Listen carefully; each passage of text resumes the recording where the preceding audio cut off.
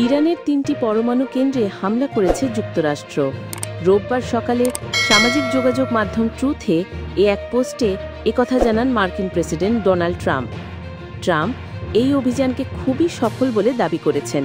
হামলার পরপরই সামাজিক যোগাযোগ মাধ্যমে তিনি লিখেছেন, এটাই শান্তির সময়। কিন্তু এই শান্তির সময় কি শুধু ফাঁকি দেওয়ার ছল ছিল?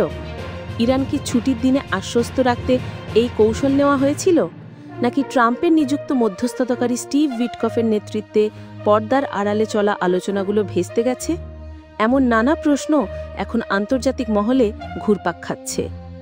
এই হামলায় তাৎক্ষণিক ফলাফল কি হয়েছে তা এখনও স্পষ্ট নয়। তবে হামলার শিকার হওয়া ৩টি পারমাণবিক স্থাপনার মধ্যে ফোর্দো বিশেষভাবে উল্লেখযোগ্য। সেখানে ৬টি B-2 স্টেলথ বোমারু বিমান উড়ে গিয়ে মোট ১২টি বাংকার বাস্টার বোমা ফেলেছে। ফোর্দোকে ইরানের পারমাণবিক কর্মসূচির শিরোমণি হিসেবে বিবেচনা করা হয়। এই ধরনের গুরুত্বপূর্ণ স্থাপনায় হামলা হলে তার প্রতিক্রিয়া কেমন হতে পারে তা নিয়ে গভীর উদ্বেগ তৈরি হয়েছে। বিশ্লেষকরা ট্রাম্পের শান্তির সময় বক্তব্যকে নিছক আশাবাদী মন্তব্য বলে মনে করছেন, কারণ ইরান আগেই হুঁশিয়ারি দিয়েছিল যে যুক্তরাষ্ট্র ইসরায়েলের সঙ্গে মিলে তাদের সার্বভৌম ভূখণ্ডে হামলা চালায় তবে তার কড়া জবাব দেবে তারা। যদিও ইসরায়েল ইরানের সামরিক ক্ষমতা খর্ব করতে নানা পদক্ষেপ নিয়েছে, তবু দেশটির সর্বোচ্চ নেতা আয়াতুল্লাহ আলী খামেনির হাতে এখনও অস্ত্রশস্ত্র রয়েছে এবং পরিস্থিতি দ্রুত জটিল হতে পারে। এর আগে মার্কিন প্রেসিডেন্ট ডোনাল্ড ট্রাম্প গত বৃহস্পতিবার ইরানকে তাদের পারমাণবিক স্থাপনাগুলোর ওপর সম্ভাব্য হামলা এড়াতে আলোচনার জন্য ২ সপ্তাহের সময় বেঁধে দিয়েছিলেন, কিন্তু সেই সময়সীমা মাত্র ২ দিনেই শেষ হয়ে গেল। শনিবার রাতে হঠাৎই ঘোষণা এলো যে যুক্তরাষ্ট্র ইরানে ৩টি পারমাণবিক স্থাপনায় বিমান হামলা চালিয়েছে। এখন শুরু হয়েছে অপেক্ষার খেলা। নিজেদের ৩টি পারমাণবিক স্থাপনায় মার্কিন হামলার জবাবে ইরান কি করে? ট্রাম্পের আশা, এই হামলার মাধ্যমে ইরানকে আলোচনার টেবিলে বসতে বাধ্য করা যাবে।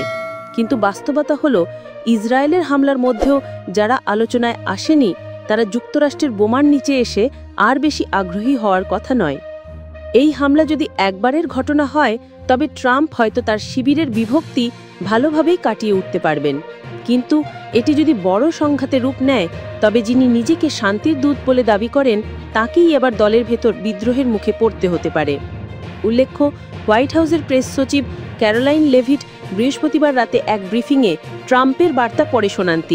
তিনি বলেছিলেন, ইরানের সঙ্গে যে কোনো চুক্তির ক্ষেত্রে ইউরেনিয়াম সমৃদ্ধ না করার বিষয়টি অন্তর্ভুক্ত থাকতে হবে, আর মার্কিন সামরিক শক্তিও বাড়ানো হয়েছে মধ্যপ্রাচ্যে।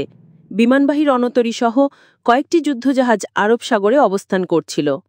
এই বিষয়ে আপনার মূল্যবান মতামত জানাতে ভুলবেন না কমেন্ট বক্সে।